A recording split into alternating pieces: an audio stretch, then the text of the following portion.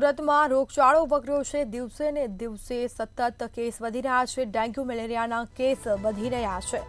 તો સુરતમાં રોગચાળાએ માથું ઉંચક્યું છે। તાવ અને ઝાડા ઉલટી બાદ 2 લોકોના મોત થયા છે। તો 11 માસના બાળક સહિત 2 લોકો મોતને ભેટ્યા। તો રોગચાળાએ માથું ઉંચક્યું છે, જેમાં રોગચાળાએ વધુ 2 લોકોનો ભોગ લીધો છે।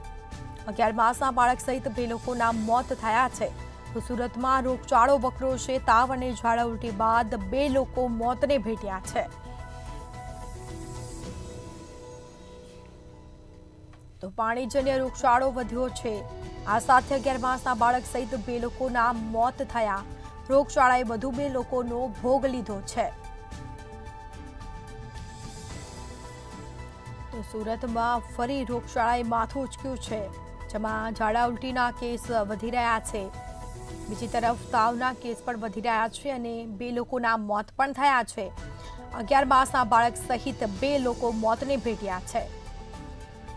વધુ વિગતો સાથે સંવાદદાતા રાબિયા સાહલે ફોનલાઈન પર જોડાઈ ગયા છે। જી, સુરતમાં રોગચાળો વકર્યો છે, જેમાં 2 લોકો મોતને ભેટ્યા છે। શું વિગતો? સુરત ખાતે અત્યારે રોગચાળો જે છે ભયંકર રીતે માથું ઉંચકી રહ્યું છે, જેને લઈને ક્યાંક તબીબો પણ ચિંતિત થઈ ગયા છે।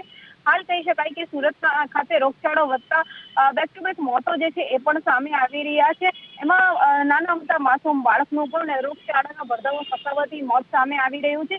સુરતમાં ખાસ કહી શકાય તાવ અને ઝાડા ઉલટી બાદ 11 માસનો જે બાળક છે એની સહિત અન્ય લોકોના પણ મોત સામે આવી છે। લિંબાયત એમ્બ્રોઇડરી કારખાનું ચલાવતા કારીગરનું પણ મોત સામે આવી રહ્યું છે। 48 વર્ષીય રવિન્દ્ર હિમરાજ વર્માનું તાવ અને ઉલટી થયા બાદ મોત સામે આવી રહ્યું છે।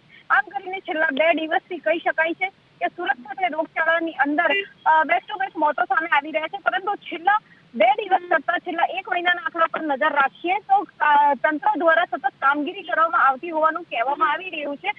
છતાં પણ સુરત ખાતે રોગચાળો જે છે અટકવાનું નામ નથી લેતું અને રોગચાળો વકરતા મોતના જે આંકડા છે એ સતત વધી રહ્યા છે। જી, બિલકુલથી તમામ જાણકારી આપવા બદલ આપનો આભાર। તો સુરતમાં રોગચાળાએ માથું ઉંચક્યું છે। તાવ અને ઝાડા ઉલટી બાદ 2 લોકોના મોત થયા। 11 માસના બાળક સહિત 2 લોકોના મોત થયા છે। રોગચાળાએ વધુ 2 લોકોનો જીવ લીધો છે।